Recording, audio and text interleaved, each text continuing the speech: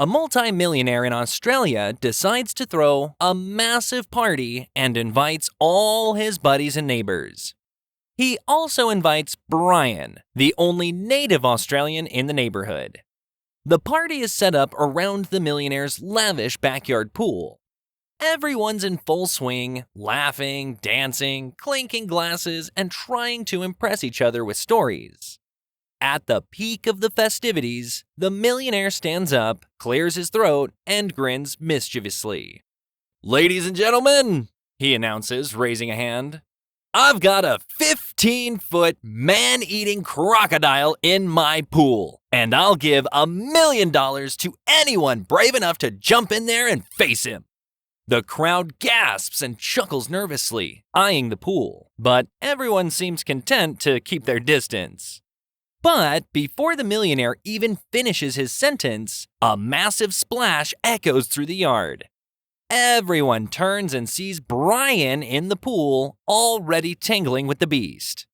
In a frenzy of fists, jabs, and splashes, Brian wrestles the crocodile, poking it in the eyes with his thumbs, landing punches, even throwing in a headbutt for good measure. The water churns as if it's boiling, with Brian and the crocodile thrashing and snarling at each other. Finally, after what feels like a lifetime, Brian gets the crocodile in a chokehold and the exhausted beast goes limp. He lets the crocodile float to the top of the pool, motionless, looking a bit like an oversized goldfish. Soaked and worn out, Brian climbs out of the pool, catching his breath as everyone stares at him in shock. The millionaire, in awe, approaches him. "Well, Brian, I guess I owe you $1 million now." Brian waves him off. "Nah, mate, don't want it," he says, shaking his head. The millionaire blinks, a bit surprised. "You've got to take something. How about $500,000? "No thanks, mate, really." Brian insists, still catching his breath.